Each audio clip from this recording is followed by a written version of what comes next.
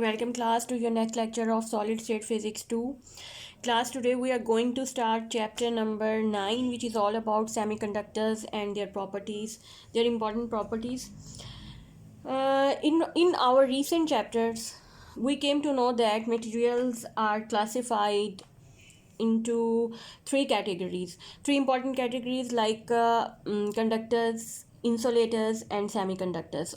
And we have studied the basic definitions of these three. So now it's time to describe the semiconductors in details. In this chapter, the most important materials of consideration are semiconductor materials. Class अभी क्योंकि हमने recently पढ़ा है कि semiconductors materials क्यों हमारे लिए important हैं, कि इनके जो दो मेन बैंड्स हैं, कंडक्शन बैंड और वैलेंस बैंड, इनके दरमियानी फासला या एनर्जी गैप जिसको हम कहते हैं वो बहुत कम होता है as compare to insulators. So they are particularly the most important thing कि इतना छोटा एनर्जी गैप है कि हम उसको कुछ थर्मल एजिटेशन से ही फिलअप कर सकते हैं. ये एनर्जी गैप जो है ये तकरीबन of the order of 1 electron volt exist करता है between these two bands, conduction and valence band. अब क्या होता है कि अगर इलेक्ट्रॉन्स को जो कि वैलेंस बैंड में मौजूद हैं कहीं से भी कोई थर्मल एनर्जी मिल जाती है, या कहीं से भी इलेक्ट्रॉन्स को इतनी एनर्जी मिल जाती है कि वो इस गैप को जंप कर सके, तो वैलेंस बैंड से अपना कोवेलेंट बॉन्ड ब्रेक करता है और जंप करके कंडक्शन बैंड में आ जाता है. And they become available for the conductivity. अब क्या होता है कि सेमीकंडक्टर्स में ये gap of the order of 1 electron volt होता है, जो कि इतनी एनर्जी है कि इजीली हम कहते हैं कि एनर्जी अवेलेबल हो सकती है. तो अब ऐसे materials so they are of more importance कि हम एक ऐसे मटेरियल्स को कंडक्टिविटी या कंडक्टर बना सकते हैं, या कुछ कंडक्टिविटी का फिनोमिना भी हम इसके थ्रू स्टडी कर सकते हैं जो कि रूम टेम्परेचर के ऊपर इंसुलेटर की तरह बिहेव करते हैं. तो अब क्या होगा कि so these are called semiconductors. और सेमीकंडक्टर्स में एनर्जी गैप जो होता है वो of the order of 1 electron volt होता है, और इनकी जो कंडक्टिविटी होती है वो लाई करती है, या हम कह सकते हैं कंडक्टिविटी जो है वो कंडक्टर से कम होती है. बट ये है कि हम उसको इम्प्रूव कर सकते हैं कुछ कंडीशंस लगाकर, और इनकी resistivity lies between the conductors और इंसुलेटर्स के दरमियान कहीं इनकी रेजिस्टिविटी लाई करती है. सो अच्छा, अब ये तो थे सेमीकंडक्टर्स. अब क्या है कि we are talking about the covalent bond which electrons are breaking in the valence band. when they get the sufficient amount of energy to jump through this energy band, they left behind a vacancy which we called hole. अब electrons जैसे ही electrons को कुछ energy मिल जाएगी वो यहाँ से jump करेगा वैलेंस बैंड से, ज़ाहिर है वो इस एनर्जी गैप को जंप करने की कोशिश करेगा और कंडक्शन बैंड में पहुँचने की कोशिश करेगा.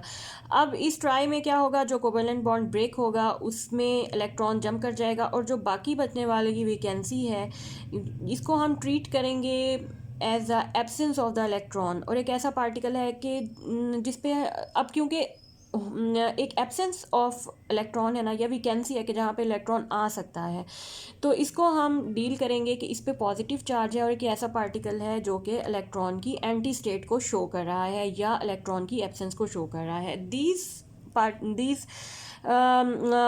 States are called holes which show the absence of electronic states.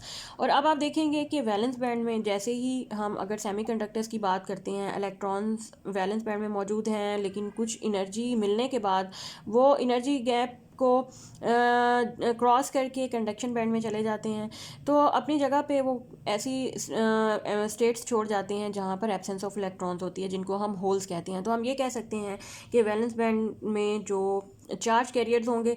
Holes भी बिल्कुल इलेक्ट्रॉन्स की तरह बिहेव कर सकते हैं, तो हम ये कह सकते हैं कि वैलेंस बैंड में जो चार्ज कैरियर्स होंगे वो होल्स होंगे। जस्ट लाइक जैसे कंडक्शन बैंड में अब क्योंकि इलेक्ट्रॉन्स अवेलेबल हैं कंडक्टिविटी के लिए, तो कंडक्शन बैंड में जो चार्ज कैरियर्स हैं उनको हम इलेक्ट्रॉन्स कहेंगे। तो उसके बाद आ जाते हैं इंट्रिंसिक सेमीकंडक्टर की तरफ। तो semiconductors in their pure state without any impurity, बिल्कुल प्योर स्टेट में जो सेमीकंडक्टर्स होते हैं वो इंट्रिंसिक सेमीकंडक्टर्स कहलाते हैं। और इंट्रिंसिक सेमीकंडक्टर्स में हम जो दोनों तरह के चार्ज कैरियर्स हैं, like number of electrons and number of holes, दोनों आपस में बराबर होते हैं। बिकॉज अभी हमने कोई आउटसाइड से, कोई बाहर से कोई एज सच उसमें कोई इम्प्योरिटी ऐड नहीं की। सो द रीज़न के इंट्रिंसिक सेमीकंडक्टर में number of charge carriers, holes और इलेक्ट्रॉन्स दोनों के बराबर होते हैं। उसके बाद आ जाते हैं एक्सट्रिंसिक सेमीकंडक्टर्स की तरफ। एक्सट्रिंसिक सेमीकंडक्टर में क्या होता है कि हम अपनी कंडक्शन को बढ़ाने के लिए कुछ इम्प्योरिटी ऐड करते हैं, जिसकी वजह से सेमीकंडक्टर्स में कंडक्शन का फिनोमिना जो है वो बहुत विजिलेंट हो जाता है। उसकी रीज़न ये होती है कि हमारे पास प्लेंटी ऑफ इलेक्ट्रॉन्स और होल्स अवेलेबल होते हैं कंडक्टिविटी के लिए, इलेक्ट्रॉन्स के एक जगह से दूसरी जगह इलेक्ट्रिसिटी को पहुंचाने के लिए। तो हमारे पास number of charge carrier concentration मौजूद होती है। सो क्योंकि अब इसमें जो कैरियर्स हमारे पास इंट्रोड्यूस हुए हैं एक्सट्रिंसिक सेमीकंडक्टर में, वो इम्प्योरिटी या एडिशन की वजह से ऐड हुए हैं। आपने एक्सटर्नल कोई मटेरियल ऐड किया है उसकी वजह से आए हैं, तो चार्ज कैरियर्स इसमें डिफरेंट हो सकते हैं। मतलब यू कांट से कि number of charge carriers of electrons and holes both are equivalent in extrinsic semiconductors. Extrinsic semiconductor को हम डॉप्ड सेमीकंडक्टर भी कहते हैं, और जिस मटेरियल के थ्रू इसको डॉप किया जाता है उसको डोपेंट कहते हैं। अब आ जाती है बारी इन्हीं सेमीकंडक्टर्स की एक और प्रॉपर्टी को स्टडी करने के लिए, जिसको हम मोबिलिटी भी कहते हैं। मोबिलिटी का लफ्ज़ जो है वो मोबाइल से निकला है, और मोबाइल का मतलब वो ऑल नो दैट ये वो वाला मोबाइल नहीं है जिससे ये वीडियो बन रही है, बल्कि ये वो वाला मोबाइल है जो हर तरफ को हरकत करता है। वैसे तो ये भी करता है, लेकिन चलें, बहरहाल मोबिलिटी का मतलब हर तरफ हरकत करना, ट्रैवल करना, एक जगह से दूसरी जगह अपनी पोजीशंस बदलना। तो अब हम मोबिलिटी देखेंगे कि अब सेमीकंडक्टर्स के केस में इनकी मोबिलिटी हम कैसे फाइंड कर सकते हैं।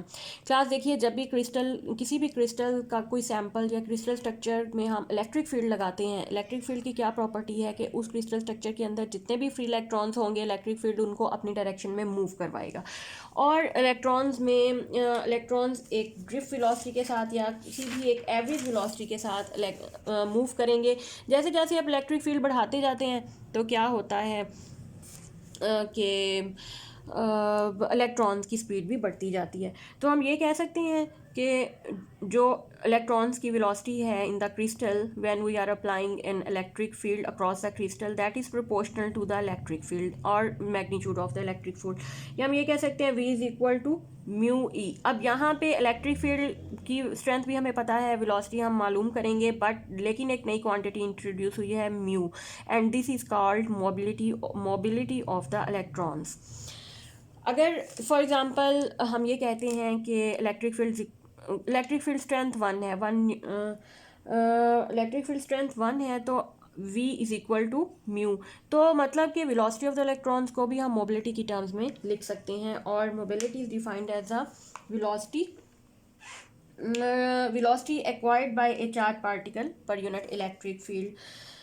तो क्लास वैसे नॉर्मली ये सोचा जाता था कि क्रिस्टल में जैसे ही हम इलेक्ट्रिक फील्ड अप्लाई करते हैं तो इलेक्ट्रॉन्स जो हैं वो इलेक्ट्रिक फील्ड के साथ मूव करते हैं with constant amount of velocity, but practically this is not correct, क्योंकि वी ऑल नो दैट कि सारे इलेक्ट्रॉन्स जो हैं they will collide with each other and will exchange the amount of energy, and in this way their velocities will not remain same. Their velocity will keep on changing, and so we can say that the electric field is accelerating the charged particle. Electric fields जो हैं वो charged particle को accelerate करवाते हैं क्योंकि velocity change आ रहा है इसमें। तो जब भी अब ये जो मोबिलिटी है, तो अब क्या होगा कि जैसे ही चार पार्टिकल एक दूसरे से टकराएंगे, एनर्जी एक्सचेंज करेंगे, दोबारा से एक्सीलरेट हो जाएंगे, तो वेलोसिटी तो चेंज हो जाएगी ना।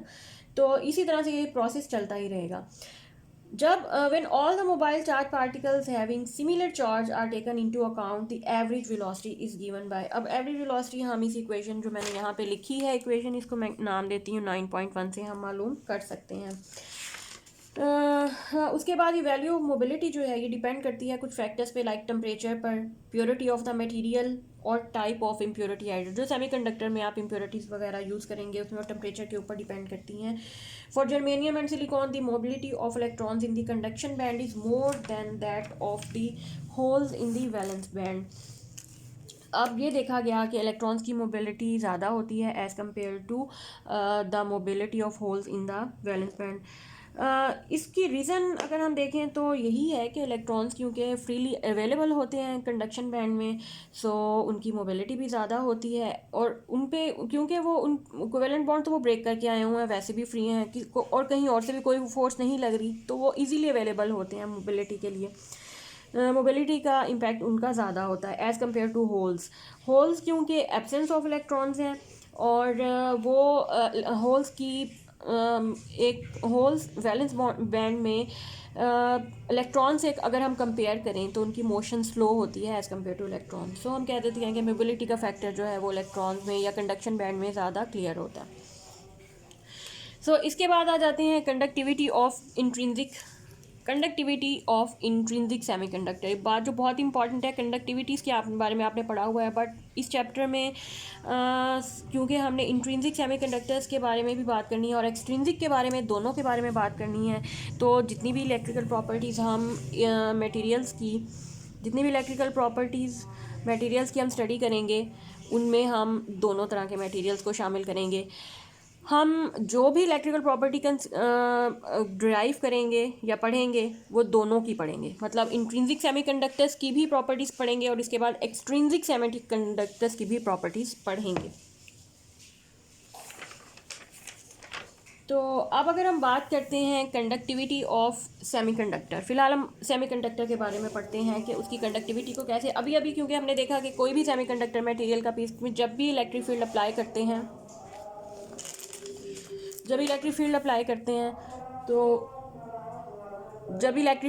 करते हैं तो उसमें क्या होता है कि इलेक्ट्रॉन्स जो है they are drifting in the direction of electric field.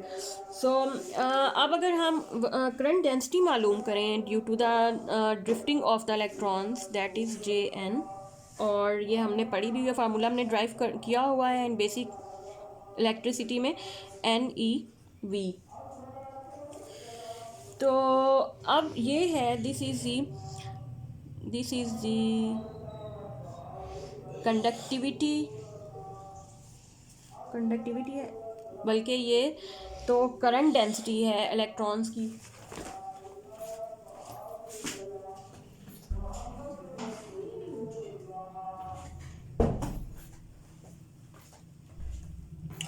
तो JN की वैल्यू हमने पढ़ी हुई है डिफरेंट टाइप ऑफ मटेरियल्स में। JN जो है ये, अगर हम करंट डेंसिटी की बात करें, अगर किसी भी सेमीकंडक्टर में consider a semiconductor having electron density n in its conduction band, the charge per unit volume available for conduction is then, अगर हम किसी कंडक्शन बैंड के अंदर इलेक्ट्रॉन्स की बात करते हैं तो suppose n is the number of the electrons in the volume V, and अब इन इलेक्ट्रॉन्स की वजह से जो करंट डेंसिटी प्रोड्यूस होगी that is JN equals to NeV।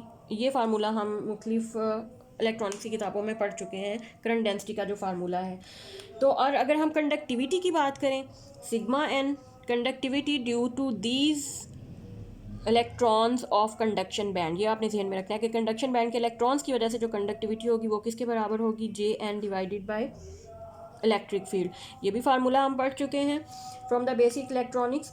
सो अब इसमें हम वैल्यू पुट करते हैं NeV डिवाइडेड बाय E, और अगर मैं इसमें वैल्यू पुट करूँ Ne और ये V की value, we know that from equation 9.1 mu n E divided by E से cancel, where mu n is the mobility of the charge carriers in the conduction band or mobility of the electrons in the conduction band. So sigma n or conductivity due to these charge carriers n E mu n.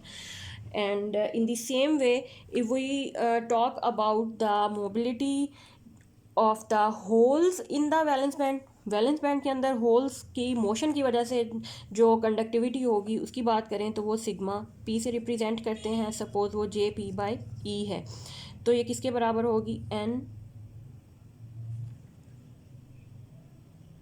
P E mu. Similarly हम ये calculate करेंगे तो ये P E mu P के बराबर आ जाएगी, जैसे कि यहाँ पे हमने कैलकुलेट किया था. Where P is the number of holes in the valence band, E charge on the holes and mu P is the mobility of the holes. अच्छा, अब अगर ये दोनों तरह की कंडक्टिविटीज़ हमारे पास आ गई हैं. सेमीकंडक्टर्स के अंदर जो कंडक्टिविटी होगी वो चार्ज कैरियर्स n इलेक्ट्रॉन जो कि कंडक्शन बैंड है उनकी वजह से भी होगी, और p जो कि होल्स हैं वैलेंस बैंड दोनों की वजह से होगी. So total conductivity of semiconductor क्या होगी, sigma is equal to sigma n plus sigma p. दोनों की वैल्यूज पुट करेंगे, ई कॉमन है बाहर ले लेंगे, हमारे पास आ जाएगा P mu P plus N mu N. So this is the conductivity of the semiconductor.